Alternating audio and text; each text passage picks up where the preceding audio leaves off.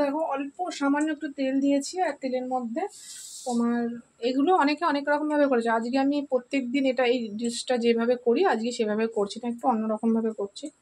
তো সামান্য একটু তেল দিয়েছি, তেলটা গরম হয়ে গেছে। আর দেখো গোটা কাঁচা লঙ্কা আর রসুন দিয়ে দেবো।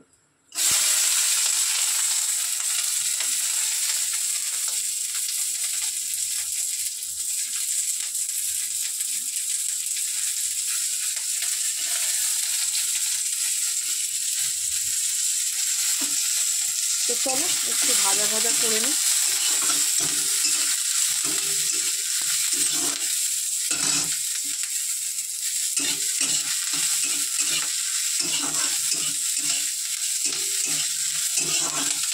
এদিকে ডালও কিন্তু আমার ভালো করে ফুটে গেছে,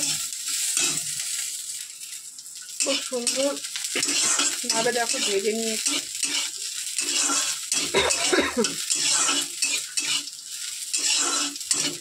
এগুলো কাঁচা দিয়ে একসাথে, এটা হচ্ছে এই ডিশটা, এটা কি বলো তো, ঘ্যাটকোল, অনেকে ঘ্যাটকোল বলে, তোমরা কি বলো সেটা বলো আমাকে কমেন্টে জানিও যে এটাকে কি বলো তোমরা। আমরা এখানে ঘ্যাটকোল বলি। তো এটার সাথে অনেকে কাঁচা লঙ্কা কাঁচা রসুন দিয়ে পেস্ট করে। তো আমি আজকে একটু ভেজে নিলাম সামান্য একটু তেল দিয়ে।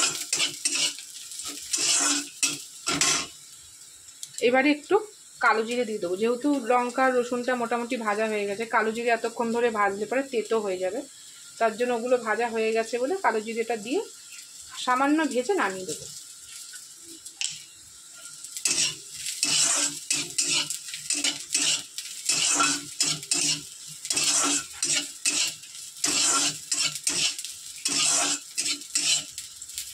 তো চলো নামিয়ে নিই।